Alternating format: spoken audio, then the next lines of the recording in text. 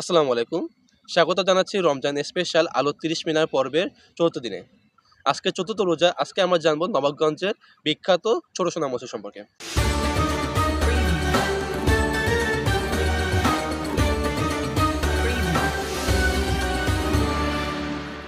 ছোট সোনা মসজিদ নবাবগঞ্জে অবস্থিত। এই মসজিদটি সুলতান হোসেন শাহের আমলে ১৪৯৩ থেকে ১৫১৯ সালে ওয়ালি মাহমুদ কর্তৃক নির্মিত হয়েছে। সেই সময় বেশ রাজকীয় নগরী গৌড়ে এটি নির্মিত হয়েছিল। চারটি দেওয়ালে বাহ্যিকভাবে এবং কিছুটা অভ্যন্তরীণভাবে গ্রানাইট পাথর খণ্ড দিয়ে সাজানো ছিল। ১৮৯৭ সালে ভূমিকম্পে সংরক্ষণ কাজের ফলে এই পাথরগুলো পশ্চিম প্রাচীরের দক্ষিণ দিক থেকে চুরি হয়ে যায়। মসজিদটির অভ্যন্তরে ১৫টি ইউনিট রয়েছে, যার মধ্যে ৩টি আয়তক্ষেত্রাকার ইউনিট চৌচালা ভর দিয়ে আচ্ছাদিত এবং বাকি ১২টি বর্গাকার ইউনিট প্রতিটি গম্বুজ দ্বারা আবৃত। আলংকারিক মেহরাব এবং মসজিদের আঙিনা খুলে ফেলায় মসজিদটি তার জৌলুস হারিয়েছে।